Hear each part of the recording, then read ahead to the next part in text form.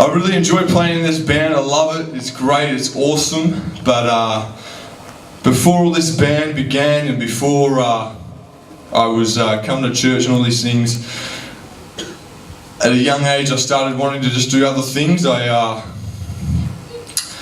saw the older guys at school and I thought, man, they're cool. I want to be like them, you know. And I saw older guys that were like leaders, not leaders, but a role model to me. I thought that was cool.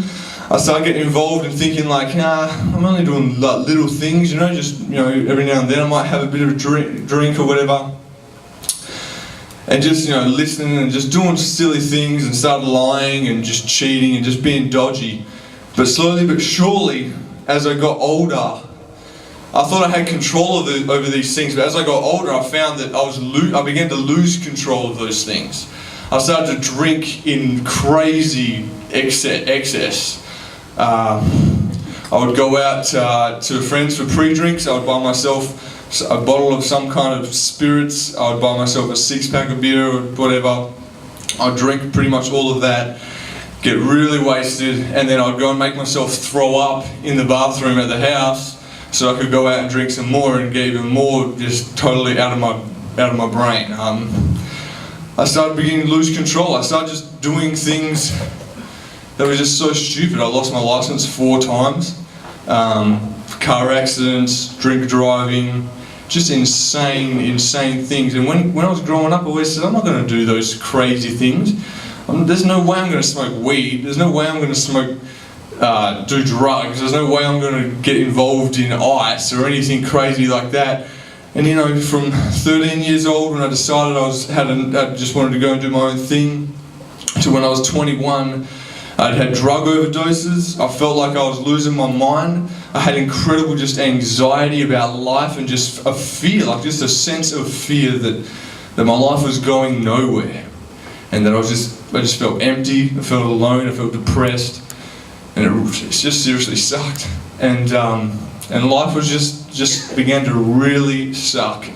And I'd heard about God. I'd heard about Jesus, but I'd blown that off a long time ago and thought, nah, I don't believe that's rubbish. Atheist, my way, evolution, all those things.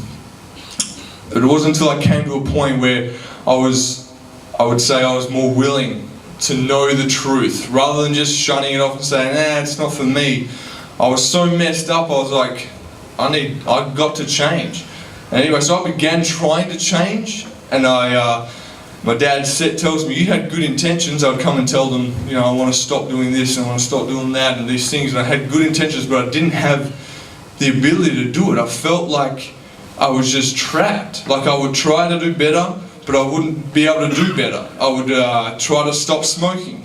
I couldn't stop smoking. I took drugs to try and stop smoking, like from the doctors, Champix and rubbish, and I just couldn't stop. And I really just wanted change. And I came to a point where I was just like, God, if you are real, if you show me some way, like you can have my life if you just change me, please. And I came to this church and I answered an altar call. I put my hand up to be saved and repent of all of my sin. And I did. And I did that and I meant it. And I just wanted God to be real. I wanted just freedom. And I'll tell you what, man, I repented of my sin. And I got up from that altar and I was completely changed, and God completely made himself so real to me, more real than the air that I breathe. He filled me with just a peace about life and excitement. I was excited. No longer was I worrying about where's my life going. I was excited about where it can go. With Jesus Christ inside of my life, He gave me a love for people, a love for my life. I was just so extremely excited about the opportunities that God had for my life and the grace that He had shown me on the cross when He died for me when I did not deserve it, and I lived a life not deserving of it, but Christ did it, and He did it for every one of us because He wants to set us free. He wanted to deliver us from that curse of sin and rubbish, and He wanted you to be free, and He's here tonight and He wants you to be free. Yeah.